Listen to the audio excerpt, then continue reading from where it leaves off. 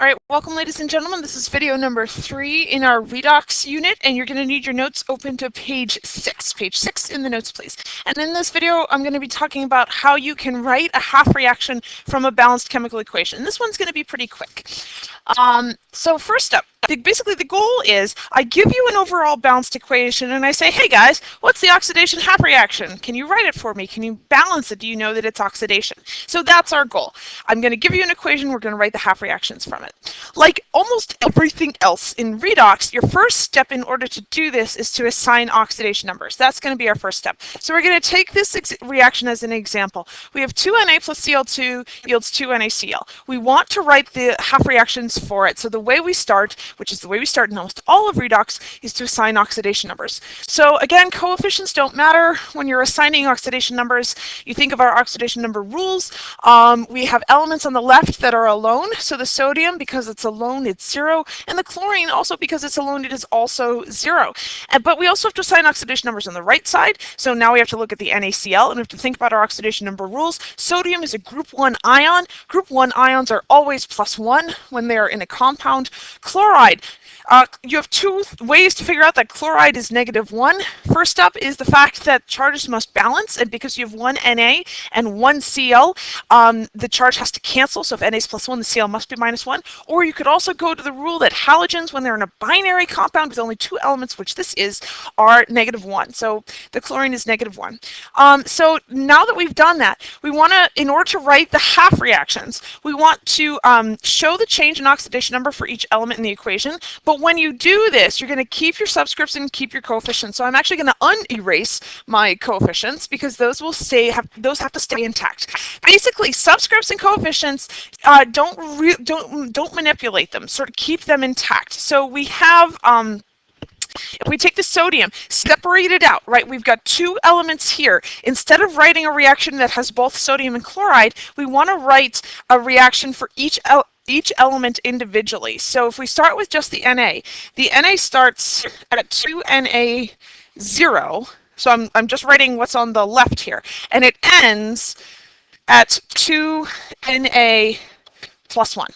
So that's sort of my key crucial starting bit. I'm writing, instead of showing the sodium with the chloride, I'm just writing the oxidation numbers, right? That 2Na0 goes to 2Na +1. Now I'm going to do the same thing for the chlorine. The chlorine starts at Cl2 right here. That's where that's coming from. Cl2 with a charge of 0. And it ends at chlorine with a charge of -1, but this 2, that 2 carries over for both the Na and the Cl, because that 2 really means that you have an NaCl plus an NaCl, right? That's what that coefficient 2 means. And each sodium is +1 and each chloride is -1. So notice I have 1, 2 chlorides, so hence the 2 right there. So that's sort of the next step. You start to separate your elements into their individual half reactions based on their changes. And then the final step, now that we've done this, we are really almost close to having a complete half reaction. We just have to balance the half reactions by adding electrons. That is the final step. So I've got my 2Na0 goes to 2Na +1. I think about my charge on each side. On this side, I have a charge of 0 because it's just 0. On this side, I have 2 Nas, each with a charge of +1. So because I've got 2 out in front, this side has a charge of +2.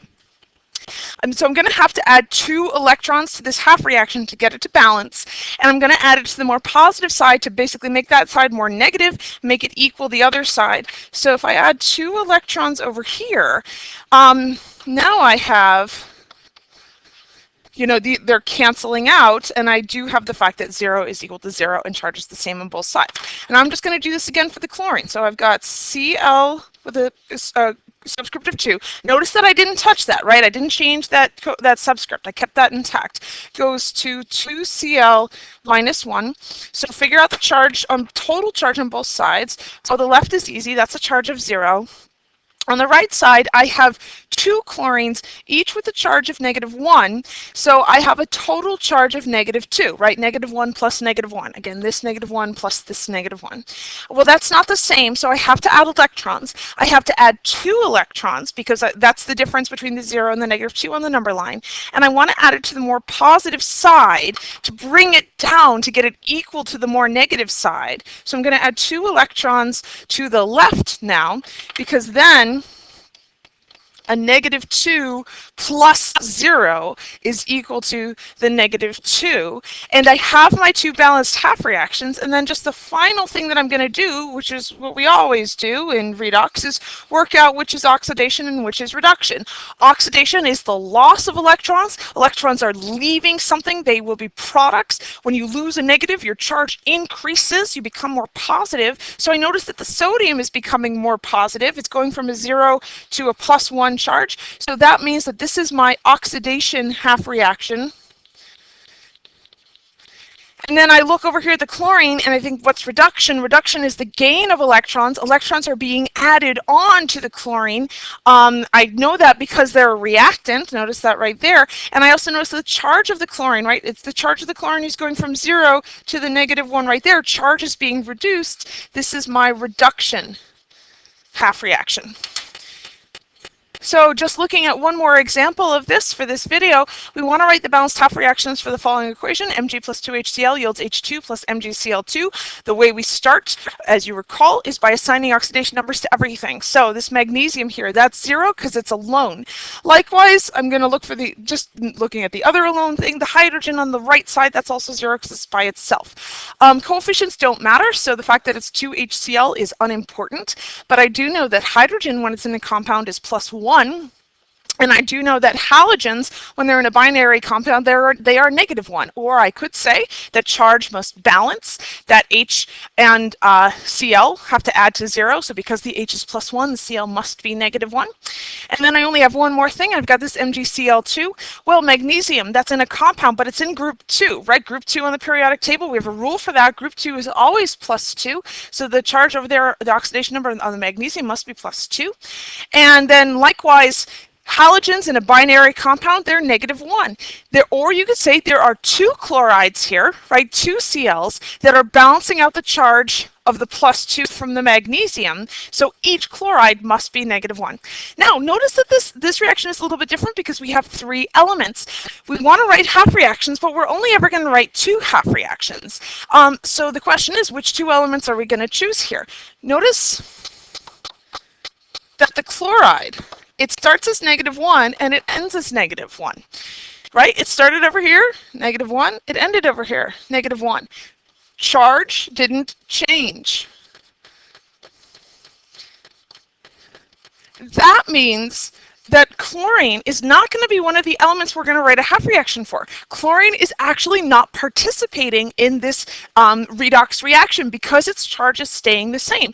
So we can't write an oxidation half reaction for it, and we can't write a reduction half reaction for it because it's not changing charge. So we're only going to write half reactions for things that actually change in charge. And we actually have a word for the chloride here because it didn't change, because it didn't actually participate. It's actually called a spectator ion, meaning it literally just sat and watched the magnesium and the hydrogen do stuff without actually partaking itself.